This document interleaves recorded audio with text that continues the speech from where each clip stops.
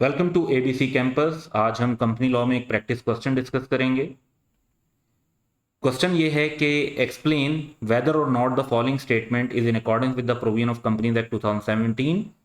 Coat your answer with reasons.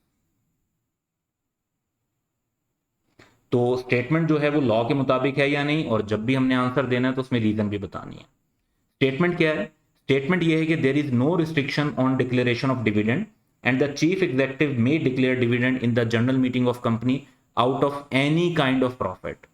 अब इस statement के अंदर बेसिकली सर्टन प्रॉब्लम्स हैं। अब वो प्रॉब्लम्स क्या हैं वो जरा हम डिस्कस कर लेते हैं। पहली बात तो ये कि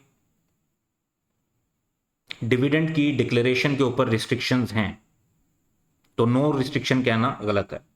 फिर है कि चीफ एग्जीक्यूटिव में डिक्लेयर डिविडेंड जो है वो मेंबर्स डिक्लेयर करते हैं जनरल मीटिंग के अंदर, और जो इंटरिम डिविडेंड होता है वो डायरेक्टर्स अप्रूव कर रहे होते हैं। तो चीफ एग्जीक्यूटिव के पास ये अथॉरिटी नहीं है। फिर ये कि out of any kind of profit, तो ये बात भी गलत है, क्योंकि सिर्फ डिस्ट्रीब्यूटेबल प्रॉफिट्स में से डिविडेंड दिया जा सकता है। तो अकॉर्डिंगली हम अपने आंसर को लिखेंगे कि the statement is incorrect and contains the following errors. Number 1 के जो चीफ एग्जीक्यूटिव ऑफ कंपनी है वो तो डिविडेंड को डिक्लेयर नहीं करते। He inform the share holders about the percentage amount of the dividend as recommended by the director. तो ये काम उन्होंने करना होता है कि चीफ एग्जीक्यूटिव डायरेक्टर्स को बताते हैं, डायरेक्टर्स जो हैं वो आगे एक अमाउंट रेकमेंड करते हैं, और फिर डिविडेंड जो है अप्रूव कर रहे होते हैं वो मेंबर्स अप्रूव कर रहे होते हैं। तो डिक्लेयर जो हो रहा होता है वो मेंबर्स कर रहे होते हैं। And the dividends approved shall not exceed the amount as recommended by director. तो ये भी एक रिस्ट्रिक्शन आ गई। फिर डिविडेंड जो है वो सिर्फ डिस्ट्रीब्यूटेबल प्रॉफिट्स में से दिया जा सकता है, तमाम प्रॉफिट्स में से नहीं दिया जा सकता।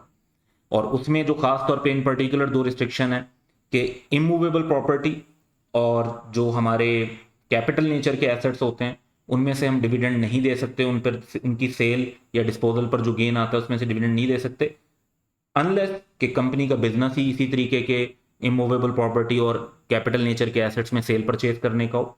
या फिर दूसरी शर्त यह है कि इन प्रॉफिट्स के अगेंस्ट जो रेलिवेंट लॉसेज हों उनको एडजस्ट कर दिया गया। यानी एक कंपनी के पास कुछ गेन आया है इमूवेबल प्रॉपर्टी की सेल से, तो किसी और इमूवेबल प्रॉपर्टी और कैपिटल नेचर के एसेट से जो लॉस आया है इनको ऑफसेट करके जो नेट अमाउंट बचती है, अगर वो गेन की बचती है तो उसको डिविडेंड के तौर पर दिया जा सकता है।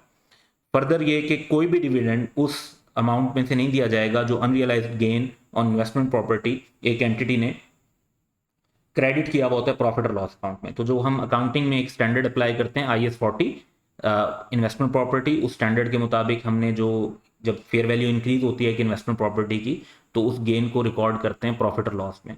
आल्दो ये प्रॉफिट और लॉस में रिकॉर्ड होता है, लेकिन लॉ मना कर देता है कि इसके गेन में से आपने डिविडेंड नहीं देना। तो ये स्टेटमेंट का एनालिसिस था कि इसमें कुछ प्रॉब्लम थे विद रीजंस, लॉ की प्रोविजन के साथ हमने बताया कि इसमें क्या क्या प्रॉब्लम्स हैं। So that's all for today. Have a good day.